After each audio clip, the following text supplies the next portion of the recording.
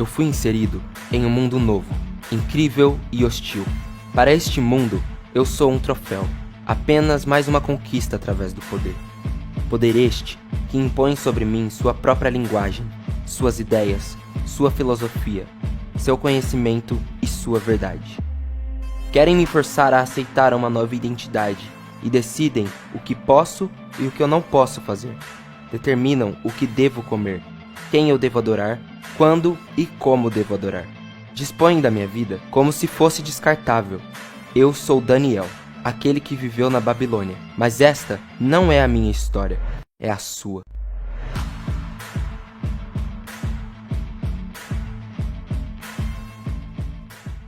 Graça e paz, amém? Paz do Senhor, se você preferir.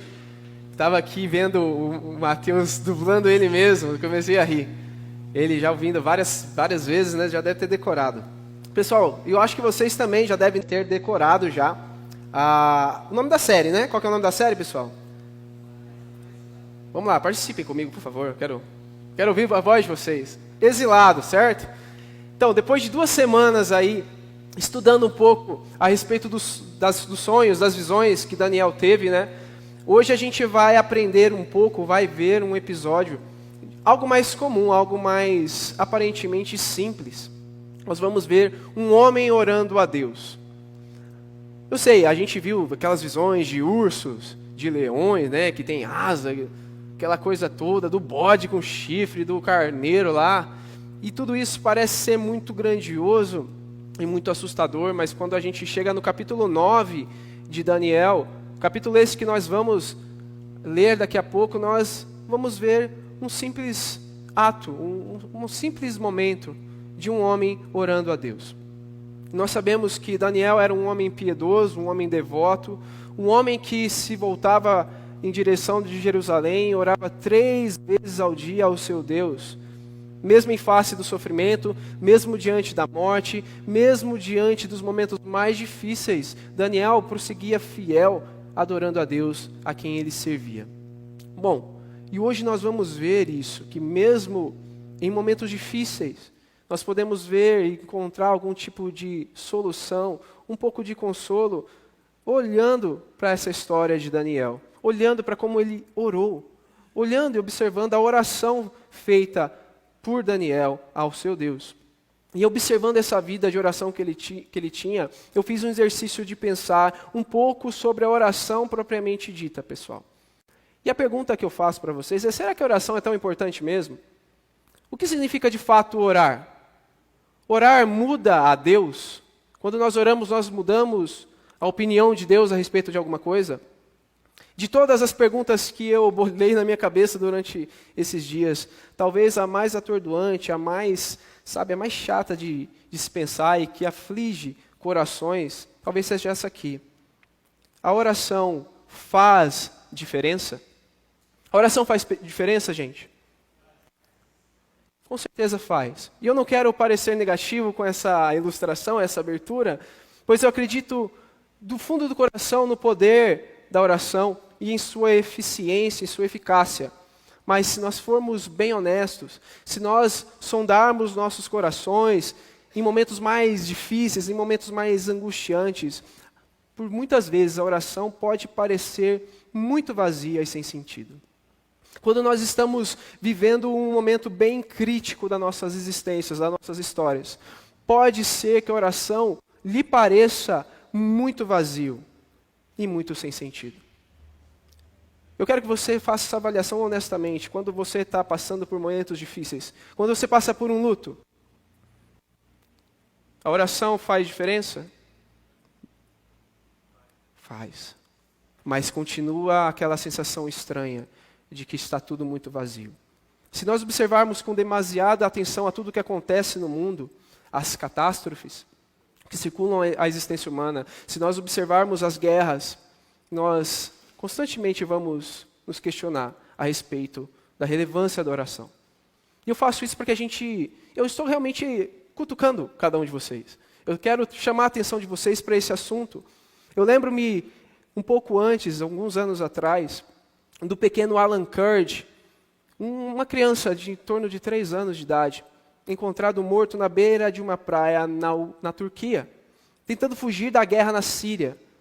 Eu não vou mostrar fotos para vocês, porque eu não quero deixar ninguém espantado ou escandalizado com isso, mas será que ninguém orou pela guerra que estava acontecendo na Síria? Veja agora, recentemente, está acontecendo ainda, a guerra na Ucrânia e a Rússia, causada e motivada por interesses políticos. Quantas pessoas já não sofreram com essa guerra? Quantas pessoas já não sofreram? Será que ninguém orou para que Deus intervenha e acabe com a guerra, cesse com o sofrimento no mundo? Quando nós olhamos desabamentos, vemos tsunamis, terremotos e enchentes, será que ninguém rogou a Deus para que impedisse essas coisas de acontecer?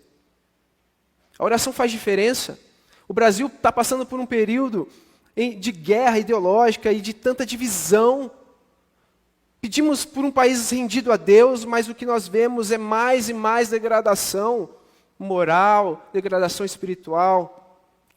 Será que nós não temos dado a atenção a esse tipo de situação? Ou será que Deus não nos tem escutado? Quantas doenças nos acometem constantemente? Algumas são contraídas ainda no ventre materno. Algumas crianças já nascem com deficiência. Ainda assim, algumas são contraídas ainda pequenininha, outras já em idade um pouco mais avançada. Mas por quê? Pessoas nos deixam de maneira precoce, mesmo com tantas pessoas orando, rogando, tendo fé do fundo do coração de que Deus vai trazer cura e de que haverá um grande testemunho a respeito do que Deus fará, mas nem sempre as coisas acontecem assim. A oração faz diferença. Mesmo crendo de todo o coração, às vezes parece que nossas orações não passam do teto.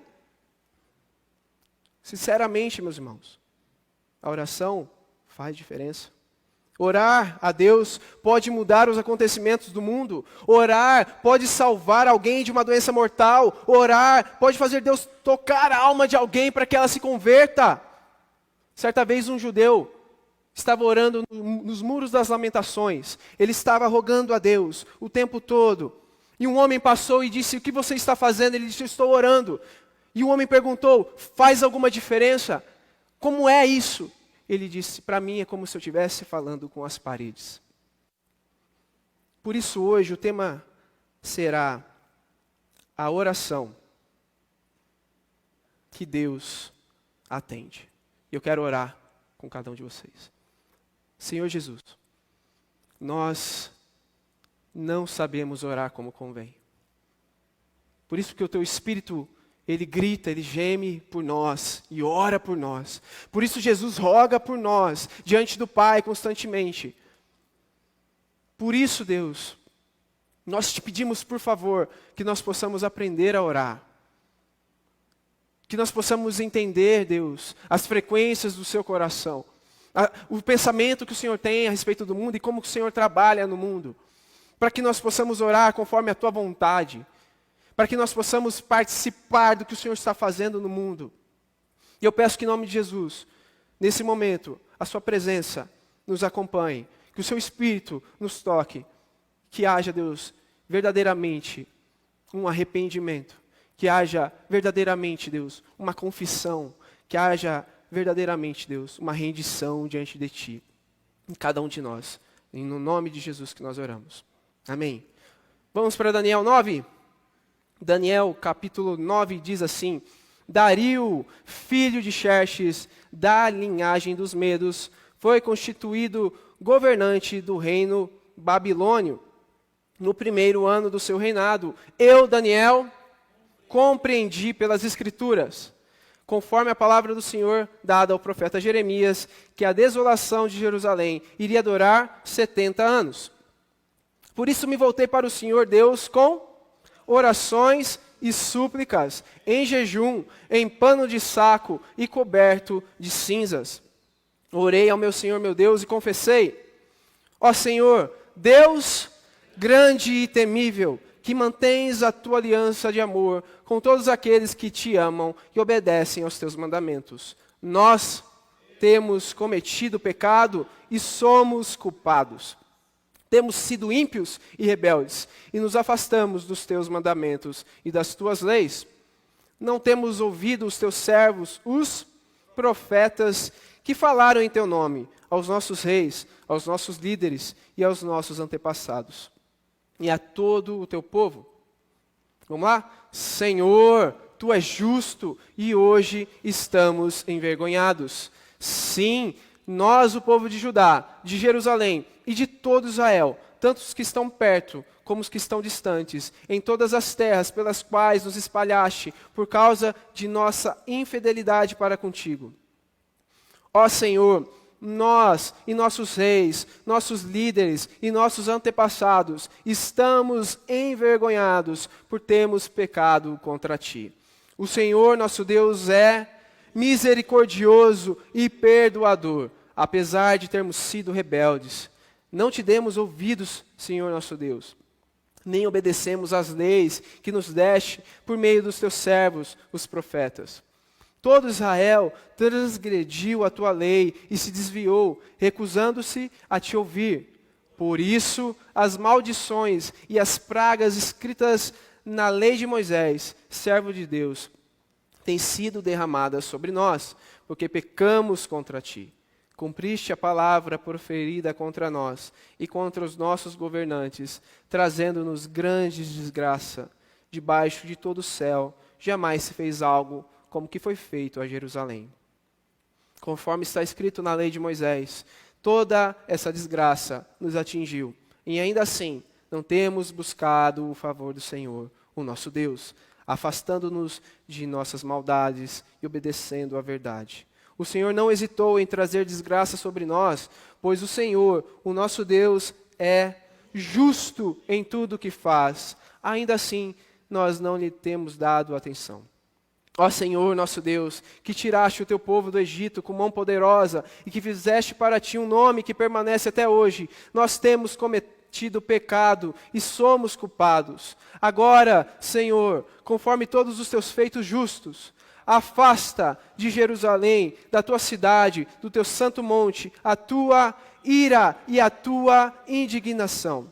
Os nossos pecados e iniquidade de nossos antepassados fizeram de Jerusalém e do teu povo objeto de zombaria para todos os que nos odeiam. Ouve, nosso Deus, as orações e as súplicas do teu servo por amor de ti. Senhor, olha com bondade para o teu santuário abandonado. Inclina os teus ouvidos, ó Deus, e ouve. Abre os teus olhos e vê a desolação da cidade que leva o teu nome. Não te fazemos pedido por sermos justos, mas por causa da tua grande misericórdia. Senhor, ouve. Senhor, perdoa. Senhor, vê e age. Por amor de ti, meu Deus, não te demores, pois a tua cidade e o teu povo levam o teu nome. Nós lemos boa parte do capítulo 9 de Daniel. Semana que vem a gente continua com o restante, mas hoje nós estamos vendo sobre isso. A oração que Deus aceita é baseada nas promessas bíblicas. Esse é o primeiro ponto dessa mensagem. No primeiro ano do reinado, então Daniel compreende pelas Escrituras. Daniel ele está lendo a palavra do Senhor. Daniel está debruçado, ele está estudando fortemente a palavra de Deus, e ele compreende que a palavra de Deus dada ao profeta Jeremias, que a desolação de Jerusalém iria durar 70 anos, era para ele. Daniel compreende que aquela profecia era voltada para si. Então, ele está lendo aquela profecia, ele está lendo a palavra de Deus, e ele entende essa palavra, essa palavra aqui é para mim. Essa palavra aqui é para mim. E vocês sabem qual é o texto, mais ou menos, que provavelmente Daniel está lendo? É Jeremias capítulo 29. Quero que você abra comigo. Jeremias capítulo 29, versículo de número 10. Assim diz o Senhor: quando se completarem os 70 anos da Babilônia, eu cumprirei a minha promessa em favor de vocês, de trazê-los de volta para este lugar. Jeremias, Daniel vai para o livro de Jeremias, ele começa a ler ali, e ele vê essa promessa. Quando Deus diz, eu cumprirei a minha promessa que eu fiz em favor de vocês. E a continuação, versículo 11, do capítulo 29 de Jeremias, diz o seguinte: porque sou eu que conheço os planos que tenho para vocês, diz o Senhor, planos de fazê-los prosperar e não de lhes causar dano, planos de dar-lhes esperança em um futuro. Então vocês clamarão a mim, virão orar a mim, e eu os ouvirei. Vocês me procurarão e me acharão, quando me procurarem de todo o coração. Eu me deixarei ser encontrado por vocês, declara o Senhor, e os trarei de volta do cativeiro. Daniel, ele está lendo o profeta Jeremias e ele entende, epa, essa palavra é para mim. Essa profecia é do meu tempo, essa profecia foi feita para mim. E é impressionante isso, gente, porque Daniel é um autor bíblico. Daniel, ele teve visões impressionantes. Ele viu anjos, ele viu bestas, animais. Ele viu seres estranhos.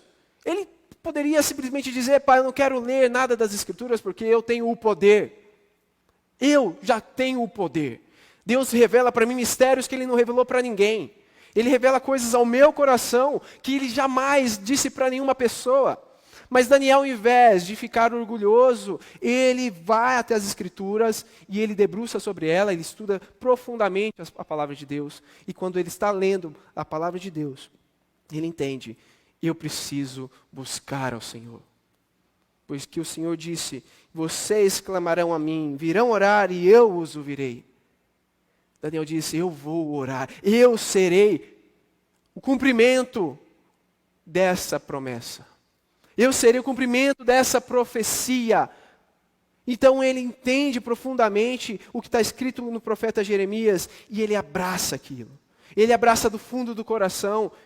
Daniel estuda as Escrituras e ele compreende através da palavra do Senhor. Outro detalhe, às vezes a gente vai para as Escrituras com uma certa desconfiança. Será que a Bíblia ainda é relevante para os dias de hoje? Será que ela tem uma resposta para mim? Será que ela vale? Será que ela traz alguma coisa que que resolva a minha vida? Daniel, ele não vai com essa desconfiança, muito pelo contrário. Ele entende pela palavra do Senhor lá no versículo 2. Está escrito isso, versículo 2 do Daniel, capítulo 9. Conforme a palavra do Senhor dada ao profeta Jeremias. Palavra do Senhor. A mão que escreveu foi a do profeta Jeremias, mas a voz, o autor original, era o Senhor Deus. Então, Daniel, ele vai confiante, ele vai com outro tipo de postura para essas escrituras. E ele entende, através do profeta Jeremias, que aquela palavra era para ele. Eu acho impressionante isso. Eu acho isso incrível. Ele, ao invés de dizer, eu não preciso gastar tempo com a Bíblia, e eu tenho recebido tantas revelações, ele não faz isso. Ele fala, muito pelo contrário, eu vou me deleitar nela, eu vou aprender dela, eu vou viver ela.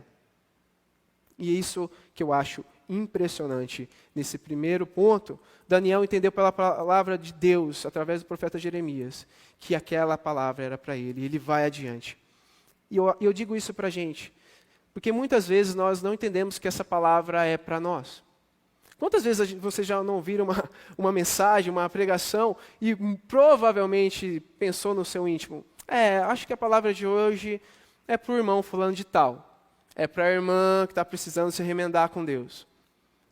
Muitas vezes nós não pegamos a palavra do Senhor e falamos, é para mim. Eu preciso. Daniel não faz isso. Daniel, ele lê as Escrituras e ele entende, isso é para mim. Está falando comigo. A palavra se trata de mim, não de outra pessoa. E ele compreende, cada vez mais, de que toda vez que se aproxima das Escrituras, há algo novo a se aprender. Sempre tem algo novo nas Escrituras que salta aos nossos corações, que Deus tem para ensinar para nós. Jamais vá até as Escrituras pensando, eu já sei tudo isso. Eu já li Daniel capítulo 9, eu já sei tudo. Não vá desse jeito. Sempre algo novo é revelado através do Espírito Santo a cada um de vocês, a cada um de nós. Mas tem algo ainda mais impressionante a respeito da oração que Deus aceita, que é baseada nas promessas bíblicas. Que após Daniel ler, após Daniel compreender, Daniel aplica. Daniel aplica. Do que adianta ele dizer, ok, daqui 70 anos, fazendo as contas, deve faltar muito pouco. Ok, mas Deus vai levar mesmo, né? Eu não vou orar, não vou buscar a Deus, eu vou ficar aqui mesmo. Eu entendi, tá bom. Não, Daniel, ele entende e ele aplica. Ele vai, então, ele se volta a Deus em oração. Ele volta a Deus em oração, e esse é o segundo ponto da mensagem de hoje. Ele volta a Deus com um coração muito, muito devoto. A oração que Deus aceita, em segundo lugar, é seguida de profunda busca. Daniel se volta para o Senhor Deus com orações e súplicas em jejum, em pano de saco e coberto de cinzas. É muito preciso a descrição do preparo de Daniel para a oração. Ele começa então a suplicar a Deus. Daniel ora de forma intercessória. Daniel ele se coloca na brecha. Daniel está sozinho. Daniel está orando por um povo que se voltou contra o Senhor, que virou o rosto ao Senhor. E ele começa a interceder e a rogar a Deus, suplicando. Suplicando, meus irmãos. Muitas vezes eu fico observando a forma como nós oramos. E quantas vezes nós suplicamos a Deus algo? Quantas vezes nós compreendemos pela Bíblia que nós estamos perdidos? Às vezes nós achamos que nós somos o colírio dos olhos de Jesus. Nós precisamos entender que nós estamos perdidos. E nós precisamos desesperadamente orar e suplicar a Deus para que Ele nos ouça e nos perdoe. Daniel compreende isso, então ele intercede com súplicas. Ele ora de forma assim, suplicante, pedindo piedosamente a Deus: escute-me, Deus. Escute-me, Senhor. E ele faz isso também através de um outro ato que muitas vezes nós ignoramos. Através do jejum. O que é o jejum? Muitos podem pensar que jejum é parar de assistir TV. Que jejum é, sei lá, essas coisas que a gente às vezes fala que é jejum. É abstenção de algumas coisas, certamente, mas não é jejum, tá bom? Jejum, nas Escrituras, tem a ver com alimento, com alimentação. Você pode fazer um jejum parcial, que Daniel fez, mas Daniel fez forçado, né? Porque não havia outra possibilidade. Ou ele comia os vegetais, bebia água, ou ele tinha que comer dos manjares lá do rei, ele preferiu fazer um jejum parcial. E também existe o jejum completo, mas esse jejum não envolve a água. Entretanto, tem o jejum absoluto, e esse jejum que Elias fez, Jesus também fez, não, até onde sabe Jesus não, mas Elias e Moisés fizeram o jejum absoluto com certeza.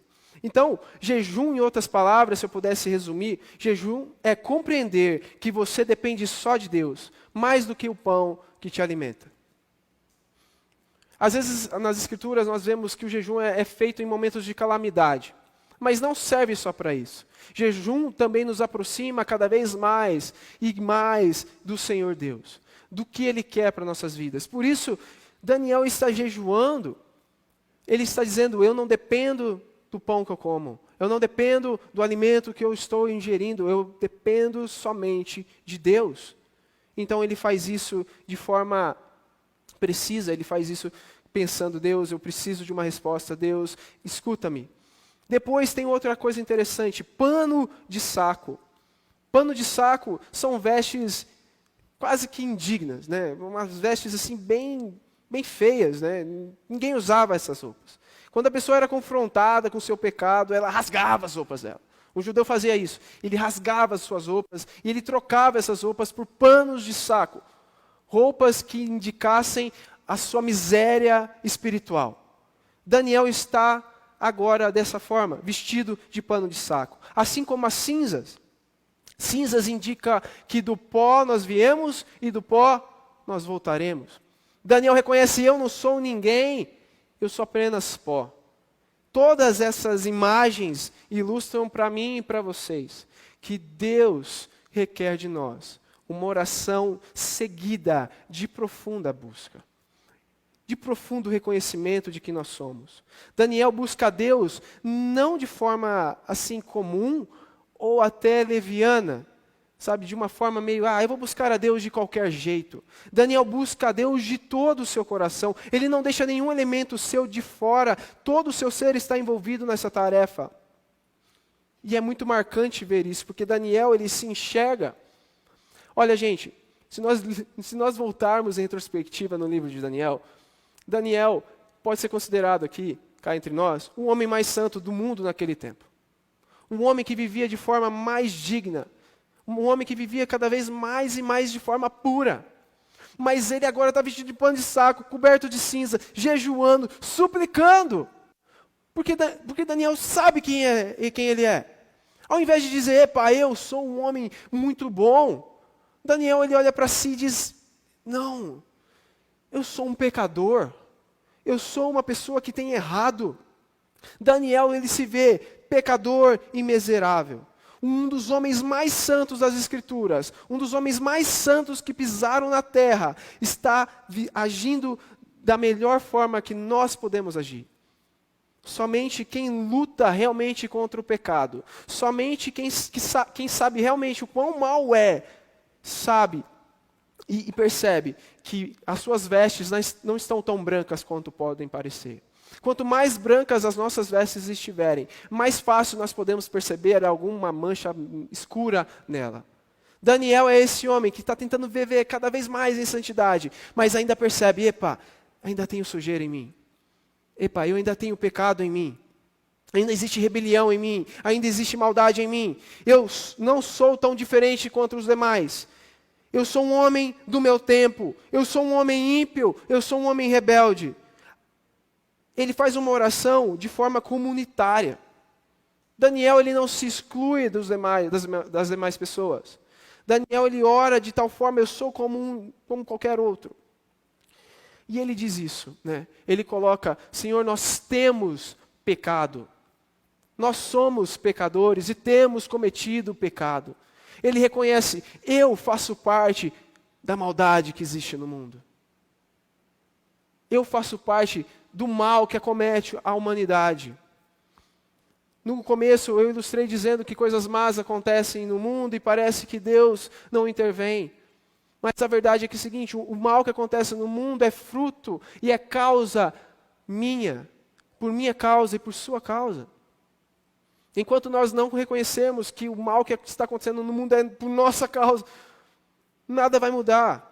Enquanto nós olharmos de cima, menosprezando os demais, ao invés de olharmos para baixo, olharmos para nós mesmos, para dentro de nós, e reconhecermos que nós somos muito pequenos, enquanto nós estivermos menosprezando os outros, ao invés de olhar para Deus, o fato é o seguinte, nós não vamos orar de acordo com a vontade de Deus, percebendo quão mal nós somos.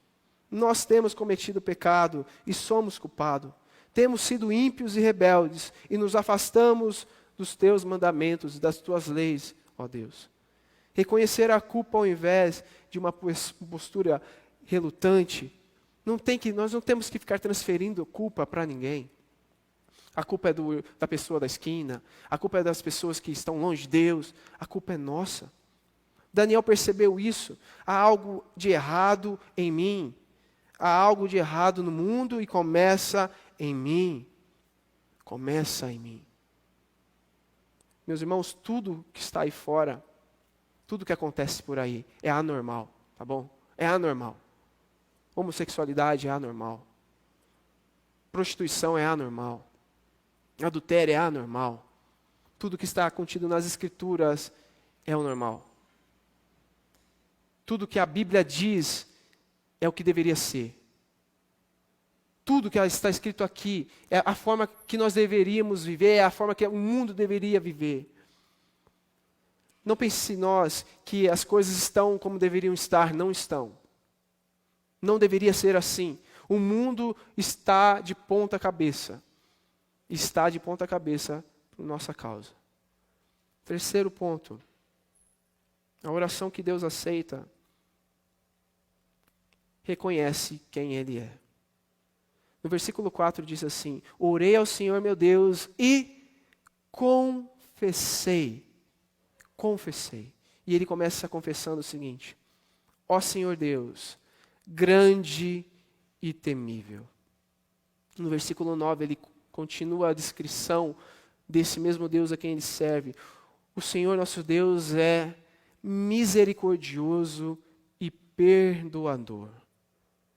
No 14 ele diz: Senhor, Tu és justo em tudo o que faz. Daniel, ele olha para as Escrituras, ele olha para si, mas ele também olha para Deus. E quando ele olha para Deus, ele reconhece que Deus merece muito mais. Quando ele começa dizendo: Tu és um Deus grande e temível. Mas ele também lembra: misericordioso e perdoador. Ele não exclui as duas coisas. É um Deus que se ira com justiça, pois é santo em tudo que faz, é justo em tudo que faz. Ele reconhece: Tu és grande e temível. Essa palavra grande, às vezes, perde até o sentido. Tantos homens se descreveram como grandes. Alexandre o Grande, o Nero, o homem grande, todos eles achavam que eram grandes demais. Mas aqui sim a palavra é colocada de forma correta. Grande é o Senhor e temível. Temível. Porque Ele é justo. Certa vez uma pessoa disse o seguinte: quem é você para dizer, né? Disse assim, é uma ilustração, tá, gente? Não aconteceu na vida real. Quem é você para me dizer o que eu devo fazer ou não? Só Deus pode me julgar.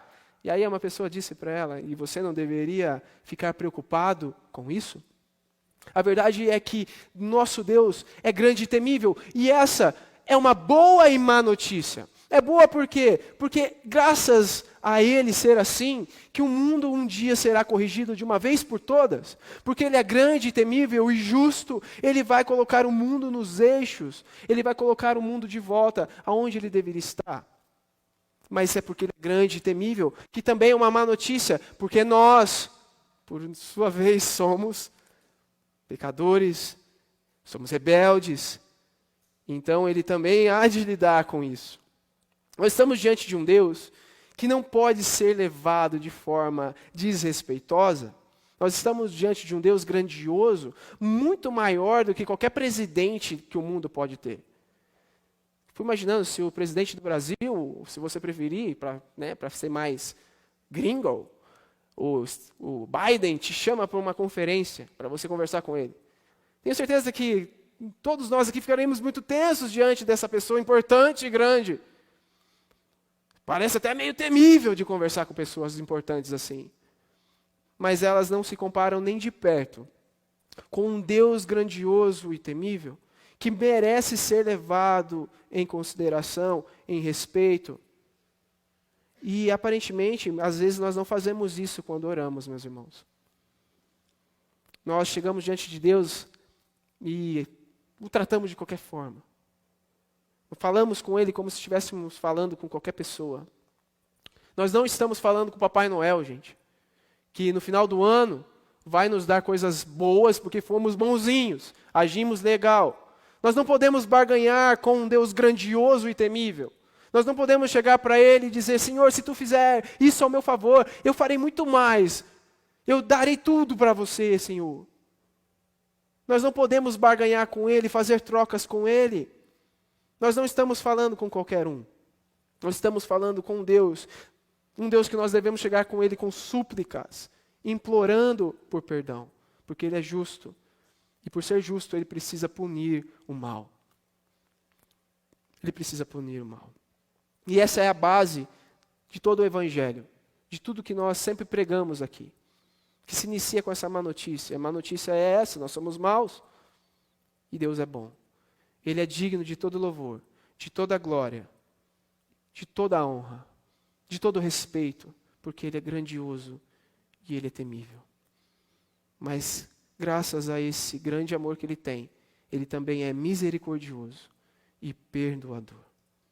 Ele olha para nós que somos tão pequenos, frágeis, tão fracos, e nós podemos crer que quando oramos, os seus ouvidos estão atentos às nossas orações. Os seus olhos estão abertos para ver a nossa luta e nosso flagelo.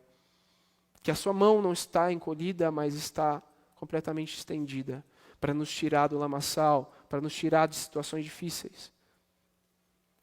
Meus irmãos, tomem cuidado com as mentiras pregadas por aí. De que o nosso Deus é um Deus cuti-cuti, que é um Deus de faz de conta, que não liga para o que nós fazemos no nosso dia a dia. Porque esse Deus é um Deus bem diabólico. É um Deus que ele não se importa com o que fazemos com nossas vidas, que não se importa com o que acontece na humanidade, que não se importa com nada. O Deus que se importa, ele julga, mas ele também traz redenção. E esse Deus que traz redenção, ele nos traz de graça o direito de sermos filhos dele. Podemos nos achegar com respeito, como nós chegamos a pessoas que merecem, mas também podemos conversar como conversamos com um amigo, pela intimidade, pelo perdão que ele nos dá, pela essa livre acesso no Santo dos Santos que ele nos dá gratuitamente. Por isso, em última instância, meus irmãos, a oração que Deus aceita é aquela que suplica a misericórdia. A oração de Daniel reconhece: o problema do mundo começa através de mim. O mal que acontece veio por minha causa. Grande confusão está acontecendo no mundo, o mundo está passando morte, sofrimento, doença, guerra, e tudo isso é por minha culpa. Deus jamais planejou isso. Deus jamais quis que as coisas fossem assim. Então ele diz lá no versículo 11 o seguinte: todo Israel transgrediu a tua lei e se desviou, recusando-se a te ouvir. Por isso, as maldições e as pragas escritas na lei de Moisés, servo de Deus, têm sido derramadas sobre nós, porque pecamos contra ti. Cumpriste a palavra proferida contra nós e contra os nossos governantes, trazendo-nos grande desgraça debaixo de todo o céu. Jamais se fez algo como que foi feito a Jerusalém. É um texto que não mostra, pessoal, as cenas, mas Jeremias ele descreve como que aconteceu o cerco em Jerusalém, como que foi tomada Jerusalém, de que forma as pessoas sofreram quando entraram, invadiram Jerusalém, Nabucodonosor, seu exército. Bebês morriam nos colos de suas mães, de fome, de inanição, porque já não havia leite materno para dar para aquelas crianças. Havia mães que matavam os seus filhos por conta da fome, e negociava: se eu matar esse meu filho, depois você mata o seu e a gente sobrevive um tempo. Tudo isso aconteceu em Jerusalém. Idosos eram dilacerados com a espada dos babilônios. Jovens eram levados à força para uma terra estrangeira, entre eles Daniel e seus amigos. E ele não coloca e não atribui culpa a Deus. Em momento nenhum.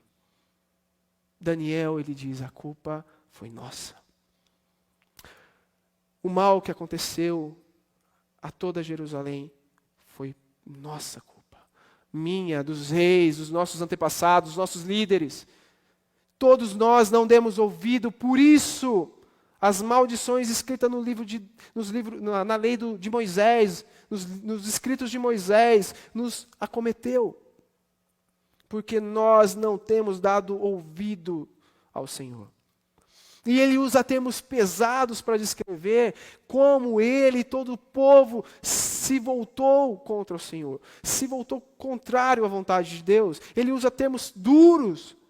Nós fomos rebeldes, nós agimos de forma ímpia. Ele se descreve em um momento como ímpios. Nós cometemos pecado.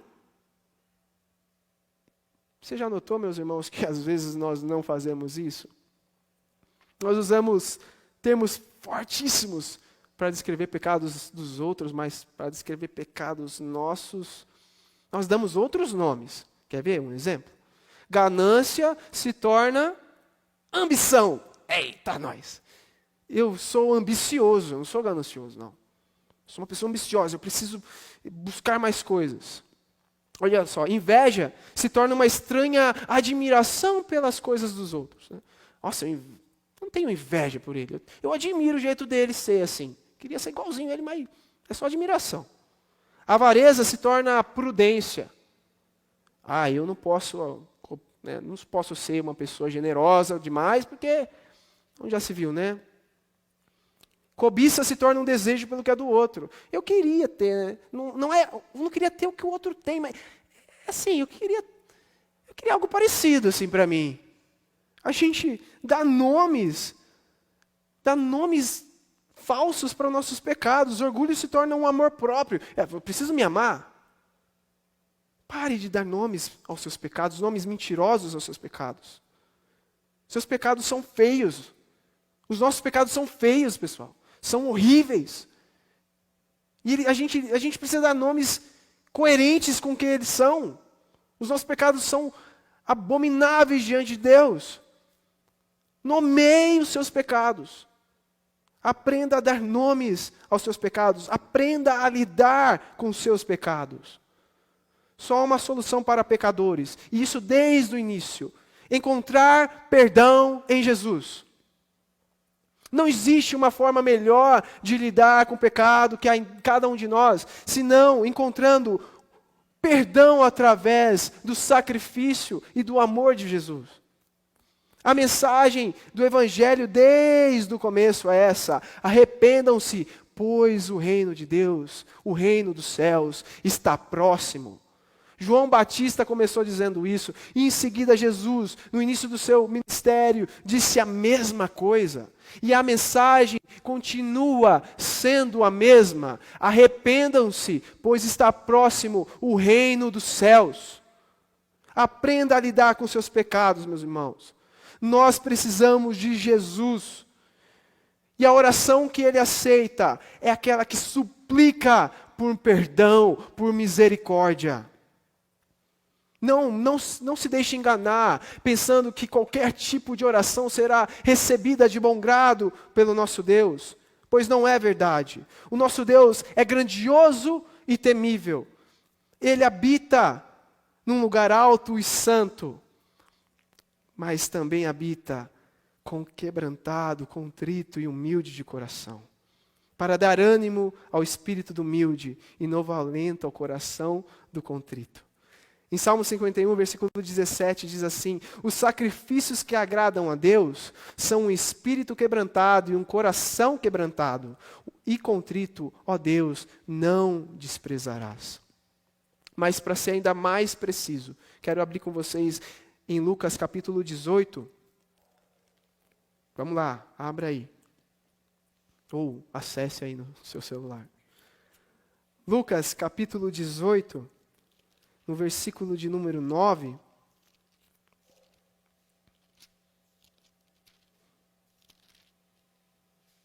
amém? Ou misericórdia? Amém? Versículo 9, 18, 9. Alguns que confiavam em sua própria justiça e desprezavam os outros, Jesus contou essa parábola. 2 homens subiram ao templo para orar. Um era fariseu e o outro publicano. O fariseu em pé orava no íntimo: Deus, eu te agradeço, porque não sou como os outros homens, ladrões, corruptos, adúlteros, nem mesmo como este publicano. Jejuo 2 vezes por semana e dou o dízimo de tudo quanto ganho. Mas o publicano ficou à distância.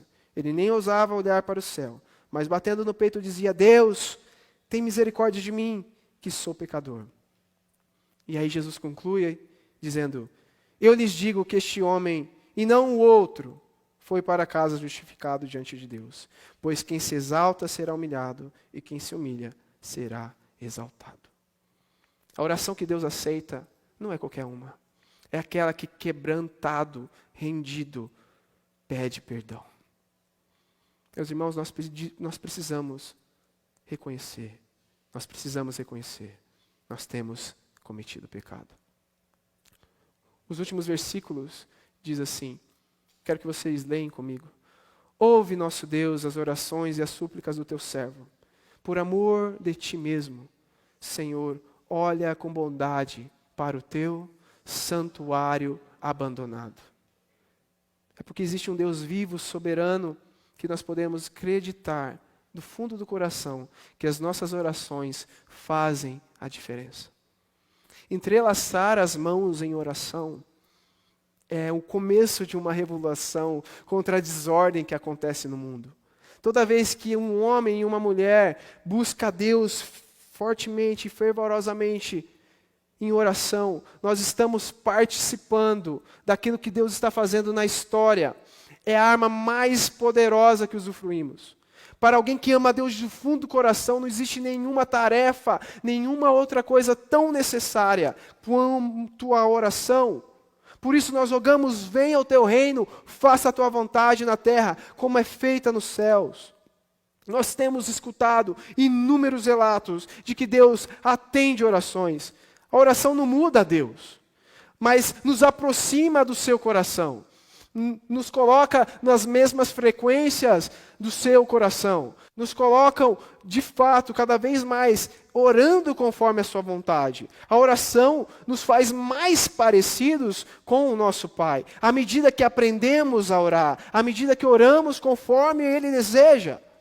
Nenhuma criança pode começar do nada a imitar com grande proficiência, com bastante desenvoltura o seu pai.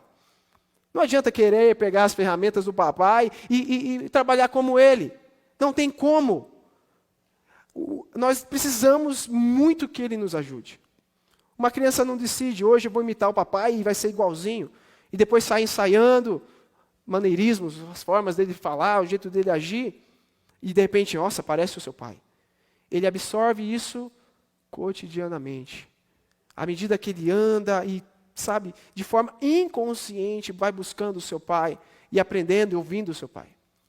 Da mesma forma, nós seremos cada vez mais parecidos com Deus quando a nossa oração já não parecer uma oração. Quando a nossa oração for algo tão natural que, de fato, nós vivemos tanto isso que simplesmente estamos mais e mais acostumados a falar com o nosso Pai. E à medida que isso for cada vez mais verdade diante de nós e nas nossas vidas, aí sim, meus irmãos, nós seremos como Ele e cada vez mais parecidos com Ele.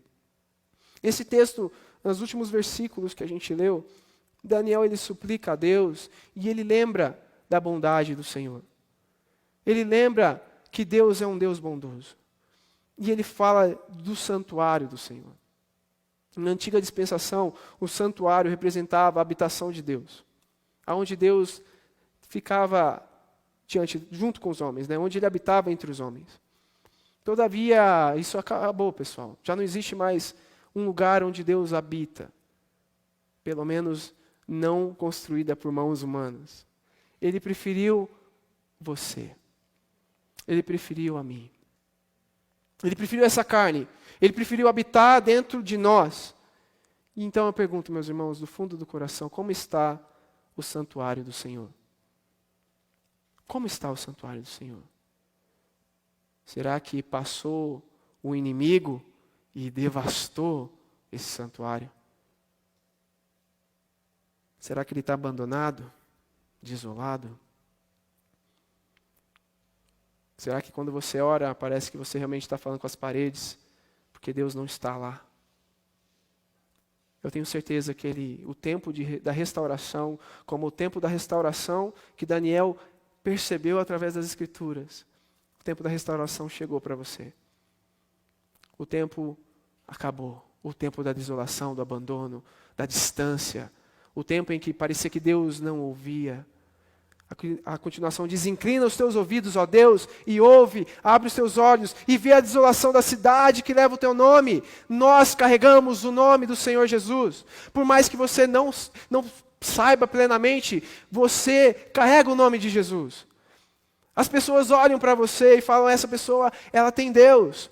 E quando você está vivendo uma vida cada vez mais apática, as pessoas falam, olha só como ele está. Parece que Deus já não olha para ele. Exatamente, você leva o nome de Deus. E nós pedimos também dessa forma, não te fazemos pedido por sermos justos, mas por causa da tua grande misericórdia. Senhor, ouve, Senhor, perdoa, Senhor, vê e age. Por amor de ti, meu Deus, não te demores, pois a tua cidade, o teu povo, levam o teu nome. Senhor, Senhor.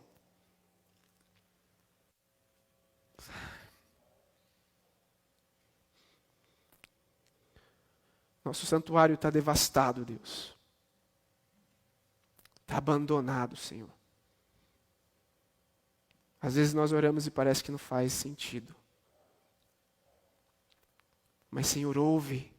Senhor, perdoa. Senhor, vê e age. em favor do teu amor por ti mesmo e por causa das tuas grandes misericórdias. Nós não pedimos porque somos melhores do que qualquer pessoa. Nós reconhecemos que carecemos de ti. Nós reconhecemos que não somos nada. Senhor, age em favor do teu povo. Restaura, Deus. Restaura. O tempo chegou, Deus. O tempo do renovo chegou, Senhor. Reaviva-nos. Reaviva-nos. Sopra, Espírito Santo. Sopra através, Pai, do teu agir. Sopra em cada um dos presentes, em cada um que está nos escutando ou vai nos escutar depois. Sopra, Senhor, sopra o teu Espírito. Renova, Deus, restaura o santuário em nome de Jesus. Sabemos que o Senhor ouve nossos pedidos, o Senhor ouve as nossas orações, e é porque o Senhor ouve que nós temos esperança. Nós não estamos, Deus, deixados por nós mesmos. O Senhor nos escuta. O Senhor nos atende. Por 70 anos, Deus, Daniel viu, junto com outras pessoas, a desgraça que os acometera, Pai. Talvez nós também tenhamos visto, Pai. Temos visto muitas coisas ruins nos acontecendo. E isso não é culpa do Senhor, é nossa. Olha, Deus, para cada um de nós que levamos o teu nome, e tenha misericórdia de nós. Tenha misericórdia de nós. A começar em mim, Deus, que sou pecador e tenho cometido pecado, Pai. Tenha misericórdia de mim. Tenha misericórdia dos meus irmãos aqui. Nós não somos justos, Pai. Nós não somos bons. Tudo que temos é o Senhor. Jesus, nós precisamos de Ti. Muito mais do que qualquer outra necessidade que nós possamos ter, nós precisamos de Ti. Por isso nós nos colocamos diante dos Teus pés, e só o Senhor é suficiente. Não há outro, e não há ninguém como Tu, não há ninguém, Deus. Nós reconhecemos nossa miséria, e nos arrependemos, Deus, também na cinza e no pó, e que isso seja genuíno do coração, seja feito do fundo da alma de cada um, e a todos nós aqui que estão em casa, Pai, seja de verdade, seja do fundo da alma, que a nossa busca seja cada vez mais e mais, Deus, intensa e genuína, autêntica. Nós carecemos, Deus. Nós precisamos, Senhor.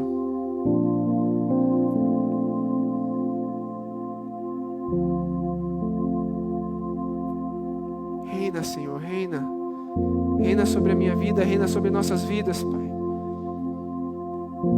Reina, Senhor. Sopra, Senhor, sopra o renovo, Pai. Traga avivamento. Traga, Deus. Traga da plenitude do Teu Espírito, Senhor. Traga corações quebrantados e contritos diante do Senhor. Aceita a nossa oração. Por favor, Senhor. Tenha misericórdia de nós. Traga o renovo, Senhor, por favor. Por amor de Ti mesmo, Pai. Traga o renovo sobre nós. Sobre a Tua igreja, Pai. Traga a restauração sobre essa igreja, Jesus. Por favor, Senhor. Por favor, Senhor. Por favor, Senhor. Traga o Teu Espírito sobre nós. Cada irmão, cada irmã, Deus. Do mais velho ao mais novo. Sejam cheios. Sejam cheios, Pai. Traga o desejo e o amor, Deus, de te buscar, de te adorar, de te engrandecer, de falar com o Senhor. O Senhor merece, Pai. O Senhor é dono de todas as coisas.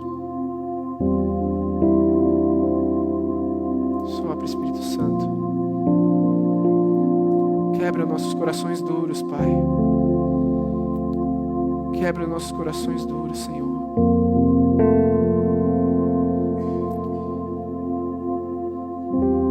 Por favor, Senhor, seja tudo em nós, Pai. Seja tão amado por nós, entronizado por nós, desejado por nós, querido, Pai. Tem misericórdia, Deus. Ouve nossa súplica, atende nossa oração, Senhor. Por favor, Senhor. Não temos ninguém, Deus, a quem recorrer. Não temos esperança em nós mesmos, Deus, nem numa melhora no mundo. Só temos esperança em Ti, no Teu reino, Senhor. Temos esperança somente no Senhor, Pai. Traz, Deus, traz o Seu renovo, por favor. Restaura, Deus, o santuário abandonado, em nome de Jesus. Ouve nossa oração, aceita a nossa oração. Por favor, Senhor, por favor. Nós queremos ver essa igreja, Deus, mais vibrante, mais cheia. Nós queremos ver, Deus, pessoas sendo rendidas ao Senhor Jesus. Já começa em nós, Pai. Nós precisamos nos quebrantar e reconhecer. Só o Senhor merece toda a nossa atenção. A busca mais profunda do nosso coração seja o Senhor. O amor maior seja o Senhor. Tome, Deus, o trono, Pai. Ouve a oração, Deus, de cada um de nós. Ouve a oração do Teu servo. Nos escute, Pai. Nos perdoe. Nós temos esperança, Deus, de que o Senhor fará coisas grandiosas nessa igreja. Que o Senhor fará coisas grandiosas em nossas vidas. Que o Senhor realmente, Deus, tem planos de paz para nós. Nós clamamos ao Senhor e sabemos que o Senhor nos escuta. E o Senhor atende, o Senhor vem ao nosso encontro. Não nos permita duvidar de Ti. Não nos permita, Deus, abandonar, Deus, o único que pode modificar todas as coisas. Nós Te agradecemos e Te bendizemos por tudo que o Senhor faz, por aquilo que o Senhor é. É no nome de Jesus que oramos, rogamos e agradecemos. Amém. Amém. Meus irmãos, nós temos orado aqui na segunda-feira. Você é nosso convidado especial. Eu quero que você fique em pé agora, para eu completar a bênção sobre vocês. Recebam uma bênção, meus irmãos.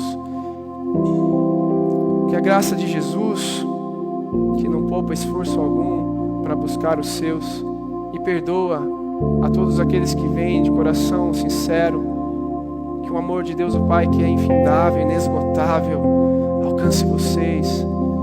Que a presença, a comunhão, a consolação do Espírito Santo brilhe sobre vocês, seja favorável para vocês e sobre todo o povo de Jesus espalhado sobre o mundo. Que nós oramos.